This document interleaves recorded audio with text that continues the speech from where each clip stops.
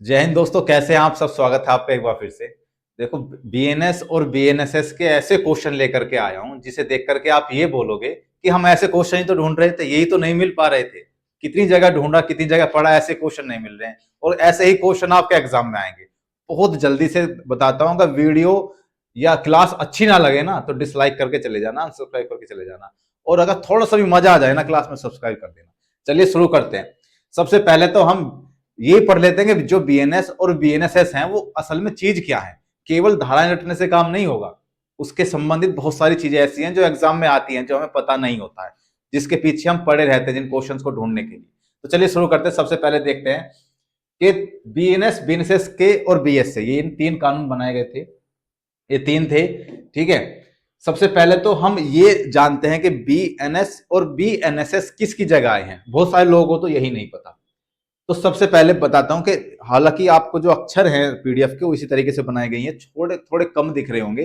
हो सकता है मेरी जो क्या बोलते हैं पिक्चर है वो थोड़ी ब्लर या फिर काली दिख रही होगी। उस पर ध्यान मत दे करके सीधे आप पीडीएफ पर ध्यान दीजिए। यह बस ये चीज समझ में आनी चाहिए, बाकी और कोई नहीं। बीएनएस का मतलब है आईपीसी, यानी कि जो आईपीसी की जगह बना था वो बना था बीएनएस। अब आईपीसी और सीआरपीसी की जगह बीएनएस और बीएनएसएस आए हैं। उसके बाद आपका पहला एग्जाम हो रहा है तो इसके ट्रांसफॉर्मेशन पे भी क्वेश्चन बनेंगे, ठीक है। तो यानी कि बीएनएस किसकी जगह आई है? आईपीसी की जगह आई है।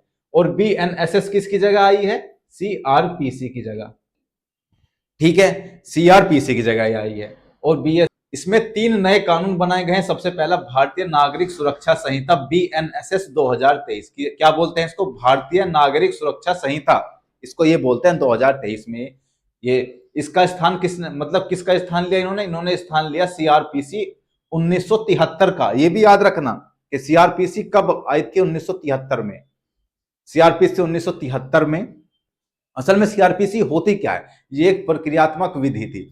मतलब ये कि पुलिस विभाग का और न्यायालय का जो भी काम होगा उसकी एक प्रक्रिया होगी। भाई आपने किसको अरेस्ट करना है, किसी के खिलाफ मुकदमा लिखना है, किसी के खिलाफ किसी को जेल में डालना है, किसी को छोड़ना है, किसी को जमानत देनी है, जो भी प्रक्रिया होगी उसका एक, जो भी चीजें होंगी उसकी एक प्रक्रिया होगी। और वही प्रक्रिया बताई गई थी सीआरपीसी में, ठीक है। तो सीआरपीसी की जगह अब किसने ले ली? बीएनएसएस ने, ठीक है। अब भाई ये थी तो यार हमारे पास आईपीसी और सीआरपीसी। अब हमें बीएनएस और बीएनएसएस की आवश्यकता क्यों पड़ी? इसका उद्देश्य क्या था? उद्देश्य था कि प्रक्रिया को तेज करना, प्रक्रिया को तेज करना और आधुनिक बनाना, प्रक्रिया को तेज करना और आधुनिक बनाना इसका उद्देश्य था, ठीक है। अब एफआईआर में बदलाव, देखिए इसमें क्या क्या चीजें बदलाव आई हैं। सबसे पहले तो देखते हैं एफआईआर में क्या बदलाव आया है। भैया जब हमने इसको अपडेट किया तो कुछ तो अपडेट आया होगा ना। इसमें अपडेट क्या है कि भाई जीरो एफआईआर। देखो जीरो एफआईआर क्या होती है? जीरो एफआईआर आई। जीरो एफआईआर क्या होती है? जैसे हमारा कहीं मोबाइल खो गया, सपोज करो हमारा मोबाइल खो गया, फिर हमारे साथ घटना घटित हुई लखनऊ में और हम पहुंच गए गाजियाबाद में, और गाजियाबाद में जाकर के हम अपनी एफआईआर लिखा रहे हैं। तो पहले क्या बोलते थे कि भाई आपका जो घटना स्थल है वो लखनऊ है, तो लखनऊ के जो संबंधित थाना है वहां जाकर के एफआईआर आप लिखवाइए, वहां कंप्लेन कीजिए। अब ऐसा कुछ नहीं है। अब जीरो एफआईआर के माध्यम से हम कहीं भी एफआईआर करवा सकते हैं। मतलब वहां एफआईआर आपकी दर्ज हो जाएगी गाजियाबाद में, वो अलग बात है कि उसके बाद वो एफआईआर ट्रांसफर हो जाएगी लखनऊ में, वहां उसकी विवेचना होगी, इन्वेस्टिगेशन वहां होगा। तो जीरो एफआईआर का मतलब अब समझ में आया। इसमें लिखा भी है कि क्षेत्राधिकार की बाध्यता नहीं है। अब क्षेत्र की कोई बाध्यता नहीं है, आपका कहीं भी आपकी एफआईआर दर्ज हो जाएगी, ठीक है। दूसरी ईएफआईआर, कुछ मामलों में हमको ईएफआईआर भी कर सकते हैं, ठीक है। कुछ मामलों में इलेक्ट्रॉनिक तरीके से एफआईआर दर्ज करने की अनुमति भी मिल गई है, ठीक है। तीसरा है सीसीटीएनएस। सीसीटीएनएस क्या होता है? सीसीटीएनएस होता है जहां हमारी ये सारी चीजें, एक सॉफ्टवेयर होता है जिस पर ये सारी चीजें होती हैं, एफआईआर दर्ज होती है, उस पर उस इन्वेस्टिगेशन होती है, ये सारी उस सॉफ्टवेयर पे होती है। तो सीसीटीएनएस वह पोर्टल जिसके जरिए एफआईआर तक पहुंच सुनिश्चित की जाएगी, ठीक है। आप इसको समझते रहिए, पढ़ते रहिए, अच्छी लगेगी क्लास। अब जमानत और गिरफ्तारी, इसमें क्या फर्क पड़ा? जमानत और गिरफ्तारी में, बेल एंड अरेस्ट में, देखो डिफॉल्ट बेल मतलब अगर मामूली अपराधों में 60 दिन की समय सीमा तय कर दी गई। मतलब ये तो पहले भी था कि 60 दिन, जैसे कोई मामूली अपराध है जो 7 साल से कम की सजा जिसमें है, अगर उसमें कोई बंदा जेल के अंदर है तो उसके वो 60 दिन तक जेल में रहेगा, और जब तक उसके अगर 60 दिन के अंदर चार्जशीट या आरोप पत्र दाखिल नहीं होता है कोर्ट में, तो फिर उसको जमानत अपने आप मिल जाएगी। ठीक है, तो अगर अपराधी जेल में है तो 60 दिन का समय है विवेचक के पास कि उसको आरोप पत्र या जो बोलते हैं चार्जशीट कोर्ट में जाकर के जमा करे। फिर उसके बाद कोर्ट तय करेंगे कि उसकी जमानत मिलनी चाहिए कि नहीं, और अगर नहीं कर पाते हैं तो फिर 60 दिन के बाद उसकी जमानत स्वतः ही मान ली जाएगी। ठीक है, तो डिफॉल्ट बेल उसी को बोलते हैं, 60 दिन की समय सीमा।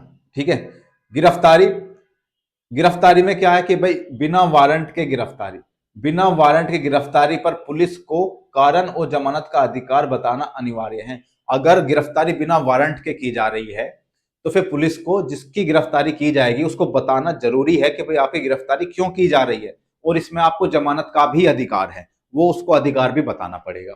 ठीक है, पुलिस हिरासत, अब ऐसा होता है जैसे हमने किसी को, मतलब पुलिस ने किसी को पकड़ा, उसको जेल भेज दिया, जेल भेजने के बाद में उसको अधिकतम 15 दिन का हम या पुलिस रिमांड लेती है, रिमांड ले लिया, रिमांड लेने के बाद में फिर 15 दिन के बाद फिर से रिमांड बढ़ा हमें अप्लाई करना पड़ता है, फिर से 15 दिन का रिमांड मिलता है, हिरासत मिलती है, फिर से 15 दिन, इसी तरीके से आप 60 दिन और 90 दिन का ले सकते हैं। मतलब जो बहुत जघन्य अपराध हैं उसमें 90 दिन का, और जो कम, जो जघन्य अपराध नहीं है उसमें 60 दिन का टुकड़ों में लिया जा सकता है पुलिस। तकनीकी और वीडियोग्राफी, ये याद रखना इंपॉर्टेंट है। क्या? धारा 105, धारा 105। अच्छा ये, अच्छा ओके ओके ओके, ये नीचे आ गया ना, ऊपर कर देता हूं। अब पढ़िए धारा 105, 105 में तलाशी और जब्ती की वीडियो रिकॉर्डिंग अनिवार्य है। मतलब जब आप किसी को गिरफ्तार करोगे और उसके बाद उसकी तलाशी लोगे या फिर कुछ चीज जब्त करोगे तो उसकी वीडियो रिकॉर्डिंग अनिवार्य है। ये किसमें है? धारा 105 में। किसमें है? धारा 105 में है। ये बहुत इंपॉर्टेंट है और ये धारा याद जरूर कर लेना। ठीक है, नेक्स्ट चीज देखते हैं, वर्चुअल हियरिंग। अब क्या इसमें फर्क आया भाई? वर्चुअल हियरिंग, वर्चुअल हियरिंग मतलब अदालतों में वीडियो कॉन्फ्रेंसिंग से सुनवाई को मान्यता मिल गई। पहले क्या था? अदालत में वीडियो कॉन्फ्रेंसिंग से सुनवाई होने लग गई, पहले फिजिकली वहां जाना पड़ता था, अब वीडियो कॉन्फ्रेंसिंग से भी आपकी सुनवाई हो जाएगी। फोरेंसिक इन्वेस्टिगेशन मतलब, इसका क्या मतलब? मतलब यह कि 7 वर्ष या उससे अधिक की सजा वाले अपराधों में फोरेंसिक जांच अनिवार्य है। 7 वर्ष या उससे अधिक, ये ऐसे ही तो क्वेश्चन बनेंगे कि फोरेंसिक जांच किसमें अनिवार्य है? 7 वर्ष या उससे अधिक वाले में, 10 वर्ष या उससे अधिक वाले में, 5 वर्ष या उससे अधिक वाले मामलों में। तो याद रखना कि 7 वर्ष या उससे अधिक की सजा वाले मामलों में फोरेंसिक जांच अनिवार्य है। नेक्स्ट चीज देखते हैं, अब आगे हमारी बीएनएस। ये अब तक जो चल रहा था ना, ये चल रहा था बीएनएसएस में। जो 105 जो धारा है वो भी बीएनएसएस की है, 105, जिसमें जब्ती और तलाशी की वीडियोग्राफी करना अनिवार्य है। धारा 105 याद रखना, बीएनएसएस की थी वो। अब आते हैं हमारे बीएनएस 2023 में। किसका स्थान लिया इन्होंने? लिया आईपीसी 1860 का स्थान, आईपीसी 1860 का स्थान इन्होंने लिया। ठीक है, प्रकृति क्या है इसकी? यह क्रिमिनल सबस्टेंटिव लॉ यानी कि आपराधिक मूल कानून है, आपराधिक मूल कानून है। अगर एफआईआर दर्ज होती है तो किसकी धाराओं में दर्ज होती है? बहुत बड़ा कंफ्यूजन है बच्चों का, आईपीसी के सीआरपीसी। आईपीसी की धाराओं में मोस्टली 99% आईपीसी की धाराओं में वो दर्ज होती है, सीआरपीसी की में नहीं। तो प्रकृति क्या है इसकी? आपराधिक मूल कानून। इसको याद रखना, मोस्ट इंपोर्टेंट, मोस्ट इंपोर्टेंट। मैंने पहले बताया बीएनएसएस कौन सी थी? प्रक्रियात्मक, और बीएनएस कौन सी? आपराधिक मूल कानून। इसकी जो प्रकृति है वो ये है। ठीक है, प्रमुख नए अपराध, मेजर न्यू ऑफेंसेस, उसमें जो आईपीसी में नहीं थे बीएनएस में जोड़े गए हैं, वो कौन कौन से हैं? प्रमुख जो नए अपराध है वो है स्नैचिंग, छिनैती। पहले जो स्नैचिंग होती थी ना, जैसे चैन छीन करके भाग गए, मोबाइल छीन करके भाग गए, जिसको छिनैती बोलते हैं, तो वो पहले आईपीसी में नहीं थी, पहले उसको लूट में लिखा जाता था। इसमें अब छिनैती का भी जोड़ा गया है। अब धारा किसमें? धारा 304 के तहत एक विशिष्ट अपराध है, धारा 304। ठीक है, छिनैती किसमें जोड़ी गई है? धारा 304 में। याद रखोगे, छिनैती किसमें जोड़ी गई है? धारा 304 में। इंपोर्टेंट है भाई, नए नए अपराध इसमें जुड़े हैं ना, तो नए अपराध जितने भी जुड़े हैं सारे इंपोर्टेंट हैं। इसमें चीज ही वो है जो आपके एग्जाम में बनेगी ही बनेगी, जो आपको कहीं नहीं मिलेगी, यहीं मिलेगी केवल। धारा 304 के तहत एक विशिष्ट अपराध है। ठीक है, मॉब लिंचिंग, अब जैसे बांग्लादेश में हुआ मॉब लिंचिंग ही तो हुआ, एक हिंदू व्यक्ति की पीट कर उसकी हत्या करके उसको पेड़ से लटका के उसको जला दिया गया, ये मॉब लिंचिंग ही तो हुआ। पहले मॉब लिंचिंग की कोई यहाँ आईपीसी में नहीं थी कोई भी धारा, अब मॉब लिंचिंग की धारा बनाई गई है, धारा 103(2). इनको लिख लो, इनको भाई लिख लो, ये लिख लोगे तो काम आ जाएंगे, बहुत बढ़िया चीज लेकर के आया हूं आपके लिए। मॉब लिंचिंग धारा 103(2) के तहत जाति धर्म के आधार पर हत्या के लिए मृत्यु दंड का प्रावधान है। जातीय धर्म के आधार पर अगर आप मॉब लिंचिंग करते हैं तो उसके लिए मृत्यु दंड का आपका प्रावधान दिया गया है। हत्या के लिए मृत्यु दंड, अगर उसकी हत्या हो जाती है आपको मृत्यु दंड दिया जाएगा। ऑर्गेनाइज्ड क्राइम, देखो एक तो ये हो गया, दूसरा नया कानून ये हो गया, तीसरा ये हो गया और चौथा ये हो गया। तो दो तो हमने पढ़ लिए, तीसरा पढ़ते हैं। ऑर्गेनाइज्ड क्राइम मतलब संगठित अपराध और पैटी ऑर्गेनाइज्ड क्राइम जैसे गिरोह द्वारा चोरी को परिभाषित किया गया। संगठित अपराध, ऑर्गेनाइज्ड क्राइम, ठीक है। चौथा क्या है, देशद्रोह यानी कि राजद्रोह को हटाकर धारा 152 के तहत देश की एकता अखंडता को खतरे में डालने वाला अपराध बनाया गया। राजद्रोह को हटा करके 152, धारा 152 लिख लो भाई, लिख लो, धारा 152, धारा 152 के तहत देश की अखंडता और एकता को खतरे में डालने वाला अपराध बनाया गया है, ठीक है। सजा में भी कुछ सुधार हुआ है भाई, सजा हमने दी थी उसमें कुछ सुधार हुआ है। सुधार क्या हुआ है, देखो सजा में क्या सुधार हुआ है, शायद तुम्हें दिख नहीं रहा होगा ना। सजा में सुधार, छोटे अपराधों के लिए पहली बार सामुदायिक सेवा की सजा के रूप में जोड़ा गया। मतलब वो छोटे से अपराध हैं तो उसमें सामुदायिक सजा, मतलब किसी को ये कह दिया कि आपको सफाई करना पड़ेगा, आपको इनकी सेवा करनी पड़ेगी, उस तरीके से वो छोटे छोटे जो सामुदायिक सेवा हैं उनको सजा के रूप में जोड़ दिया गया। सजा में भी सुधार किया गया छोटे छोटे अपराधों के लिए, ठीक है। अब क्या है, भारतीय साक्ष्य अधिनियम, किस पे आ जाओ, अब आ जाओ भारतीय साक्ष्य अधिनियम पे। भारतीय साक्ष्य अधिनियम पे ये 2020 से 2023, ठीक है। किसका स्थान लिया, इंडियन एविडेंस एक्ट, किसका स्थान लिया, इंडियन एविडेंस एक्ट का 1872 का। इंडियन एविडेंस एक्ट कब बना था, 1872 में। और सीआरपीसी मैंने कब बताया था, कमेंट बॉक्स में लिखिए, ठीक है। इंडियन एविडेंस 1872 का स्थान लिया भारतीय साक्ष्य अधिनियम ने। उद्देश्य क्या है भाई इसका, कि साक्ष्य कानून को आधुनिक तकनीक और आईटी एक्ट, समझ रहे हो, क्योंकि आईटी पहले जब उस समय पे हमारे 1872 में इतना थोड़ी डेवलपमेंट था, इतना मोबाइल थे ना ही साइबर क्राइम होता था, अब तो मैक्सिमम क्राइम साइबर से होता है। तो भारतीय साक्ष्य कानून को आधुनिक तकनीक और आईटी एक्ट 2000 के साथ जोड़ना, इसका उद्देश्य ये था, ठीक है। उद्देश्य याद रखना, तीनों के उद्देश्य मैंने बताए हैं, याद रखना तीनों के उद्देश्य। इलेक्ट्रॉनिक साक्ष्य से अब आ जाओ कि इलेक्ट्रॉनिक साक्ष्य क्या है भाई। इलेक्ट्रॉनिक साक्ष्य, इलेक्ट्रॉनिक एविडेंस, इलेक्ट्रॉनिक एविडेंस में है कि इलेक्ट्रॉनिक रिकॉर्ड्स को दस्तावेजी साक्ष्य माना जाएगा। इलेक्ट्रॉनिक रिकॉर्डिंग्स को दस्तावेजी साक्ष्य माना जाएगा, ठीक है। इलेक्ट्रॉनिक्स एविडेंस को दस्तावेजी साक्ष्य माना जाएगा। सेकेंडरी एविडेंस मतलब इसकी अनुमति तभी मिलेगी जब मूल या ओरिजिनल खो गया हो या नष्ट हो गया हो, इसके लिए प्रमाण पत्र सर्टिफिकेट अनिवार्य है। मतलब सेकेंडरी एविडेंस, अगर कोई आपका प्राइमरी एविडेंस खो गया है तो सेकेंडरी एविडेंस लगा सके, इसके लिए सेकेंडरी एविडेंस की बात की गई है। गवाह यानी कि विटनेस, ये नहीं दिख रहा होगा ना आपको, अगर नहीं भी दिख रहा हो तो जो मैं बोल रहा हूं उसको बस पढ़ते रहिए, उसको समझते रहिए, उसको लिखते रहिए साथ साथ में, बहुत काम की चीजें हैं, बहुत काम की चीजें। गवाह यानी कि expert witness, expert witness, forensic विश्लेषक, देखो भाई ये बहुत इंपॉर्टेंट है, बहुत, जिसको मैं बता रहा हूं ना वो तो छोड़ना ही नहीं है, वो तो मोस्ट इंपॉर्टेंट है कि फोरेंसिक विश्लेषकों को औपचारिक रूप से विशेषज्ञ गवाह माना गया है। ओरल एविडेंस, यह प्रत्यक्ष डायरेक्ट होना चाहिए जो देखा है सुना गया हो। एक्सपर्ट विटनेस, फोरेंसिक विशेषज्ञ, उनको भी अब हम क्या विशेषज्ञ गवाह माना गया है, ठीक है। इसमें ये चेंज आया है, क्या आया है, चेंज आया है, इसको ध्यान रखा, ये भी क्वेश्चन बनेगा, बिल्कुल बनेगा। क्या फोरेंसिक विशेषज्ञ को गवाह माना गया है नए बीएसए में, बिल्कुल माना गया है, ठीक है। अब देखते हैं, देखो क्वेश्चन आए हैं इसके, अब हम इसके क्वेश्चन देखते हैं। चलो क्वेश्चन देखते हैं। क्वेश्चन है कि भारतीय नागरिक सुरक्षा, अब मैंने तीनों चीजें बता दी, बी बीएनएस, बीएनएसएस और बीएससी, तीनों चीजों की बेसिक जो जानकारी थी वो आपके पास पहुंच गई है, और इन्हीं जानकारी में से आपका क्वेश्चन भी आएगा, इससे अलग कुछ आएगा नहीं। ठीक है, अब देखते हैं भारतीय नागरिक सुरक्षा, भारतीय नागरिक भारतीय नागरिक सुरक्षा संहिता बीएनएसएस के तहत मामूली अपराधों में डिफॉल्ट जमानत की अवधि कितनी है? मैंने कितनी बताई थी? 60 दिन बताई थी ना।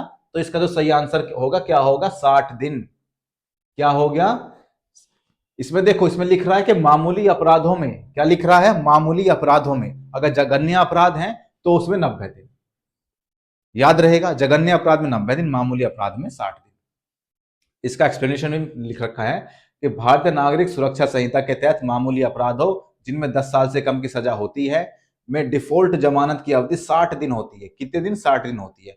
जबकि गंभीर अपराधों जैसे मृत्युदंड, आजीवन कारावास या 10 साल प्लस की सजा के लिए यह अवधि 90 दिन होती है। यदि पुलिस इस अवधि में आरोप पत्र दाखिल करने में विफल रहती है तो आरोपी को डिफॉल्ट जमानत मिल जाती है, बशर्ते वह जमानत बॉन्ड जमा करे। समझ में आ रही है? इस तरीके से ही क्वेश्चन बनेंगे आपके, इससे अलग कुछ नहीं बनेगा, यही क्वेश्चन बनेंगे। अब नेक्स्ट क्वेश्चन देखते हैं।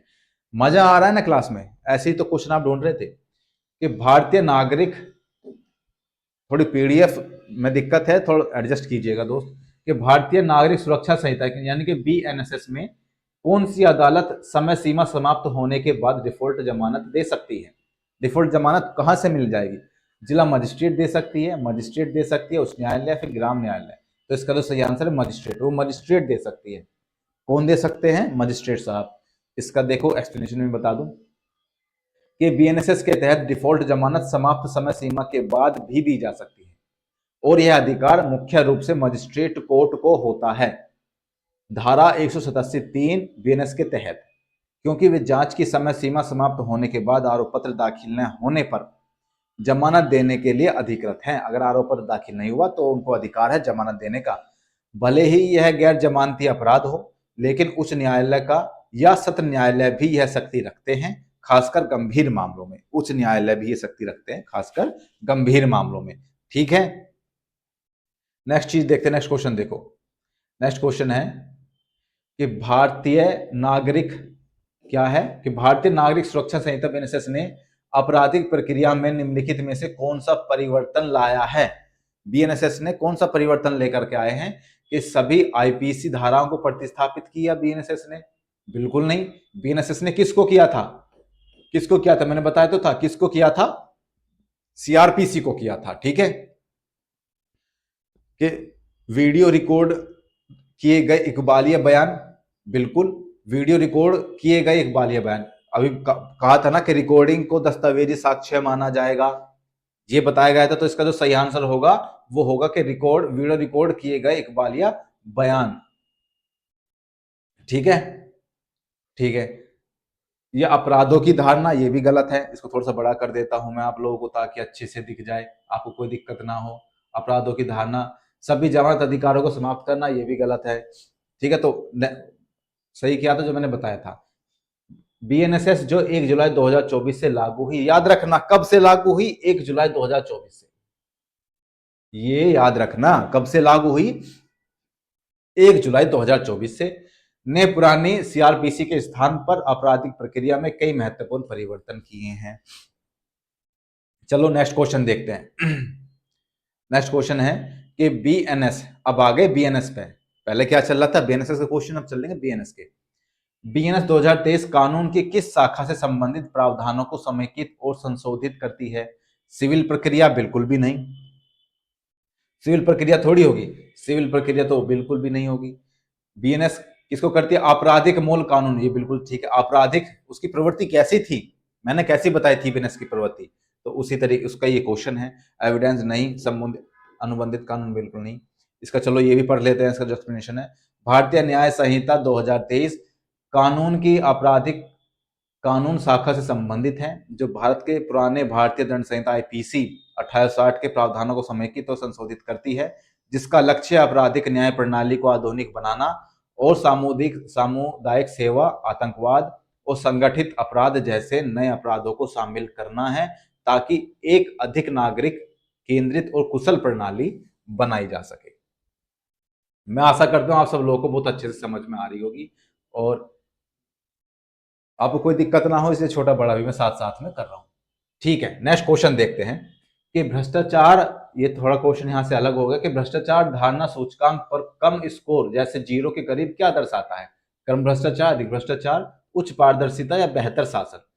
देखो, अगर 0 है भ्रष्टाचार धारणा सूचकांक, 0 से 100 के पैमाने पर नापा जाता है, 0 से 100 के पैमाने पर नापा जाता है। 0 का मतलब है कि उस देश में बहुत अधिक भ्रष्टाचार माना जाता है, 0 का मतलब बहुत अधिक भ्रष्टाचार माना जाता है। 100 का मतलब है कि वह देश बहुत स्वच्छ या कम भ्रष्ट है। ठीक है, तो इसका जो सही आंसर होगा वो ऑप्शन नंबर बी होगा। क्या होगा? ऑप्शन नंबर बी होगा। चलो नेक्स्ट क्वेश्चन देखते हैं। नेक्स्ट क्वेश्चन है कि भारतीय नागरिक सुरक्षा संहिता बीएनएसएस 2023 के तहत मजिस्ट्रेट 10 वर्ष से कम की सजा वाले अपराधों के लिए, 10 वर्ष से कम की सजा वाले अपराधों के लिए डिफॉल्ट जमानत लागू होने से पहले अधिकतम कितनी हिरासत अवधि अधिकृत कर सकता है? कितनी अवधि अधिकृत कर सकता है भाई? इसमें पहले बता दे, जो हम पूछे 10 वर्ष से कम की सजा वाले, तो उसमें कितना बताया था मैंने? 60 दिन। कितना बताया था मैंने? 60 दिन। 60 दिन तक उसको हिरासत को अधिकृत कर सकता है। अगर उसके बाद भी चार्जशीट नहीं आती है कोर्ट में, तो फिर उसको जमानत डिफॉल्ट दे दी जाती है। और अगर 10 वर्ष से अधिक की सजा है तो वो दिन हो जाएंगे 90 दिन। समझ आ रही है बात? बहुत अच्छे क्वेश्चन है और यही क्वेश्चन बनेंगे भाई साहब, आपके जो एग्जाम में यही क्वेश्चन बनेंगे।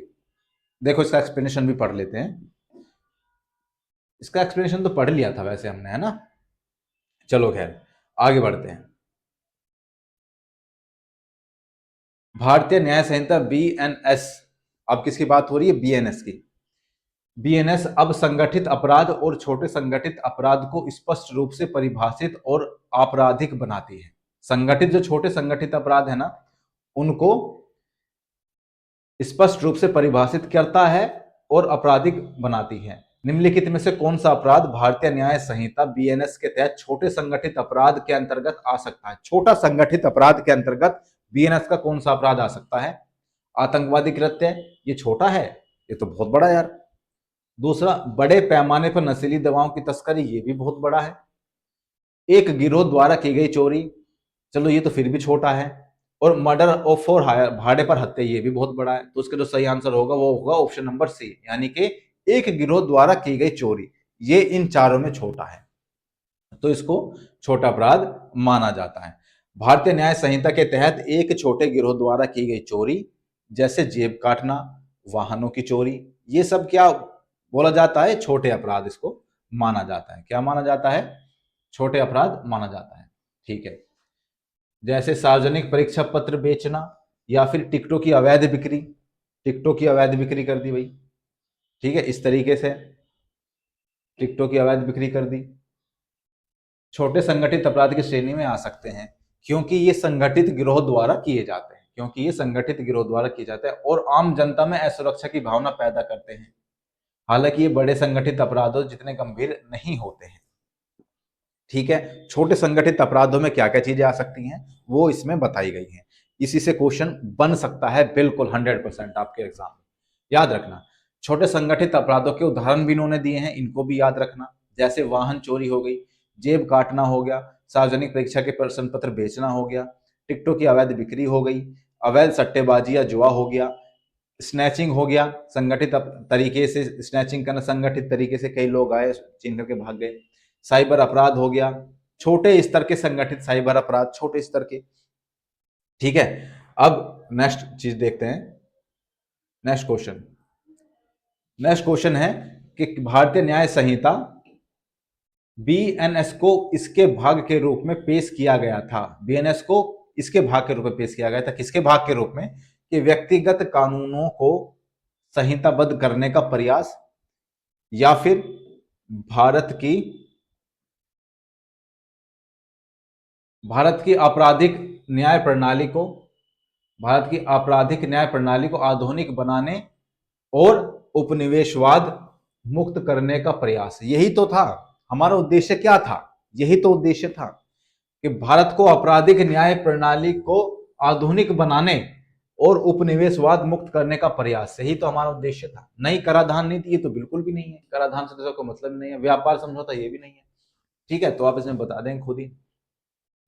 चलिए एक है, नेक्स्ट क्वेश्चन देखते हैं। नेक्स्ट क्वेश्चन, निम्नलिखित में से किस प्रकार के गवाह को बीएसए भारतीय साक्ष्य अधिनियम 2023 में औपचारिक रूप से मान्यता दी गई? औपचारिक रूप से मान्यता दी गई। राजनीतिक प्रतिनिधि? बिल्कुल नहीं।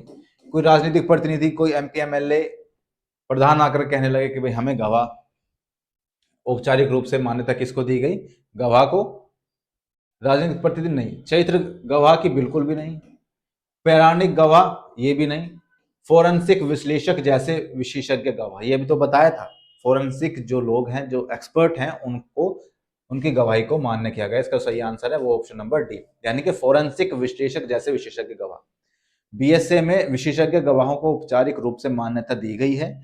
यह अधिनियम विशेष रूप से ऐसे व्यक्तियों की गवाही के महत्व को स्वीकार करता है जिनके पास वैज्ञानिक या तकनीकी मामलों में विशेष ज्ञान या अनुभव होता है। समझ में आ गई बात? ये क्वेश्चन बहुत इंपॉर्टेंट है, यहीं से तो बनेंगे आपके क्वेश्चन, और ऐसे ही क्वेश्चन बनते हैं, ऐसे ही क्वेश्चन बनते हैं, याद रखना। चलिए नेक्स्ट क्वेश्चन देखते हैं कि बीएसए भारतीय साक्ष्य अधिनियम का लक्ष्य भारतीय साक्ष्य कानून को निम्नलिखित में प्रगति के साथ जोड़ना है। किसके साथ जोड़ना है? अभी तो जब मैंने बताया था किसके साथ जोड़ना है, फोरेंसिक विज्ञान और डिजिटल प्रौद्योगिकी, यही तो है इसका आंसर। पारंपरिक कृषि, कृषि का तो कोई मतलब ही नहीं है। दार्शनिक ग्रंथ का कोई मतलब नहीं है। कहानी कहने की परंपरा, इसका कोई मतलब नहीं है। तो इसका सही आंसर क्या है? ए, फोरेंसिक विज्ञान और डिजिटल प्रौद्योगिकी के साथ में जोड़ना इसका मूल उद्देश्य था। ठीक है। भारतीय साक्ष्य अधिनियम 2023 का मुख्य लक्ष्य भारतीय साक्ष्य कानून को आधुनिक बनाना और इसे फोरेंसिक विज्ञान और डिजिटल प्रौद्योगिकी के क्षेत्र में हुई प्रगति के साथ जोड़ना है। यह अधिनियम इलेक्ट्रॉनिक और डिजिटल साक्ष्य की स्वीकार्यता के लिए स्पष्ट दिशा निर्देश प्रदान करता है, जिससे यह सुनिश्चित होता है कि उनका वही कानून महत्व है जो पारंपरिक कागजी दस्तावेजों का था। यह 1872 के पुराने भारतीय साक्ष्य अधिनियम की जगह लेता है, जो ब्रिटिश शासन के दौरान बनाया गया था और डिजिटल युग की वास्तविकताओं से निपटने में विफल रहा था। अब डिजिटल युग आ गया है तो उसी के साथ इसको जोड़ा गया है। चलिए नेक्स्ट चीज देखते हैं। हाँ, नेक्स्ट है कि एफआईआर के संबंध में बीएनएसएस 2023 में पेश किए गए प्रमुख सुधारों में से एक क्या है? एफआईआर न्यायाधीश द्वारा दर्ज की जानी चाहिए? नहीं, ये तो नहीं था। कुछ अपराधों के लिए ईएफआईआर की अनुमति, ये था। कुछ अपराधों के लिए ईएफआईआर की अनुमति मिल गई थी। तो इसका सही आंसर क्या है? ये है। अब गैर संज्ञेय अपराधों के लिए एफआईआर की जरूरत नहीं है, ये भी नहीं है। एफआईआर केवल पुलिस स्टेशन में ही भौतिक रूप से दर्ज की जा सकती है, ये भी। सही आंसर क्या है इसका? ईएफआईआर भी हो सकती है। ठीक है, नेक्स्ट क्वेश्चन देखिए। नेक्स्ट क्वेश्चन है कि बीएनएसएस में कौन सा प्रावधान परीक्षण के दौरान गवाहों की सुरक्षा को मजबूत करता है? परीक्षण के दौरान कोर्ट में गवाहों की सुरक्षा को मजबूत कौन सा करता है? क्या चीज है वो जो करता है? ठीक है, पहला है अनाम जूरी प्रणाली, एनाम जूरी प्रणाली। ठीक है, दूसरा है वीडियो कॉन्फ्रेंसिंग का उपयोग और कमजोर गवाहों की पहचान छुपाना। इसका सही आंसर यही है। क्या? कि वीडियो कॉन्फ्रेंसिंग, मैंने बताया था कि वीडियो कॉन्फ्रेंसिंग, अब जुड़ गई, वीडियो कॉन्फ्रेंसिंग का उपयोग और कमजोर गवाहों की पहचान को छुपाना। ठीक है, इसको मैं थोड़ा सा और बड़ा कर देता हूं ताकि आपको अच्छे से दिखने लग जाए। तीसरा है गवाह एसएमएस के माध्यम से बयान दर्ज करने का विकल्प चुन सकते हैं। ये तो बिल्कुल भी नहीं है, ये नहीं है। गवाहों को मुकदमे में उपस्थित होने की जरूरत नहीं है, ये भी नहीं है, ये भी नहीं है। तो इसका सही आंसर मैं बता चुका हूं। ठीक है, ठीक है दोस्तों, इस तरीके के कई क्वेश्चन है मेरे पास, बहुत सारे क्वेश्चन है। ये पहली वीडियो है, इसके बाद एक और वीडियो आएगी, उस वीडियो में कंप्लीट हो जाएगा आपका बीएनएस और बीएनएस के जो भी संबंधित सवाल है ना, वो सवाल आपको यहीं दिख जाएंगे। इसके अलावा कुछ पढ़ने की जरूरत नहीं है। बीएनएस और बीएनएसएस की एक वीडियो और आएगी जिसमें मैं महत्वपूर्ण धाराएं बता दूंगा, वो महत्वपूर्ण धाराएं रट लेना बस, उसके अलावा कुछ मत करना। बीएनएस कई क्वेश्चन इसमें से मूल विधि में से आपके आएंगे। भारतीय नागरिक सुरक्षा संहिता के तहत तेजी से सुनवाई सुनिश्चित करने के लिए निम्नलिखित में से कौन सा परिवर्तन किया गया है? तेजी से सुनवाई सुनिश्चित करने के लिए कौन सा परिवर्तन किया गया है? बताइए, कौन सा परिवर्तन किया गया है? बयानों की वीडियो रिकॉर्डिंग, अभी तो बताया था। वो क्यों किया गया? ताकि तेजी से सुनवाई की जा सके, यहां से वहां आने की जरूरत ना हो। भाई वो कह रहा है कि मैं तो लखनऊ में हूँ, लखनऊ से नहीं आ सकता कहीं बाहर, इलाहाबाद नहीं आ सकता, तो कहे चलो ठीक है, वीडियो कॉन्फ्रेंसिंग के जरिए आपकी हम सुनवाई कर देंगे, कोई दिक्कत नहीं, आपके बयान दर्ज कर लिए जाएंगे। तो इसका सही आंसर है क्या है? वीडियो रिकॉर्डिंग से, बयानों की वीडियो रिकॉर्डिंग से। ठीक है, समझ में आ रहा है। भारतीय नागरिक बीएनएसएस के तहत तेजी से सुनवाई सुनिश्चित करने के लिए निम्नलिखित में से बयानों की वीडियो रिकॉर्डिंग का प्रावधान किया गया है। ठीक है, बयानों की वीडियो रिकॉर्डिंग बीएनएसएस डिजिटल साक्ष्य और आधुनिक तकनीक के उपयोग पर जोर देता है, जिसमें पुलिस द्वारा की गई तलाशी और कुर्की की पूरी प्रक्रिया की ऑडियो वीडियो रिकॉर्डिंग अनिवार्य करना भी शामिल है। इसका उद्देश्य कार्यवाही में पारदर्शिता और दक्षता लाना है, जिससे अंततः मामलों का शीघ्र निपटारा हो सके। ठीक है, चलिए नेक्स्ट देखते हैं कि भारतीय साक्ष्य अधिनियम के तहत इलेक्ट्रॉनिक रिकॉर्ड की स्वीकार्यता के लिए निम्नलिखित में से कौन सी प्रमुख जरूरत है? भले ही वह द्वितीयक साक्ष्य हो। अभी मैंने बताया था, जब जो प्राथमिक साक्ष्य अगर मिस हो जाए द्वितीयक साक्ष्य के लिए क्या चीज जरूरी है? यह हस्तलिखित और नोटरीकृत होना चाहिए, यह हस्तलिखित और नोटरीकृत होना चाहिए,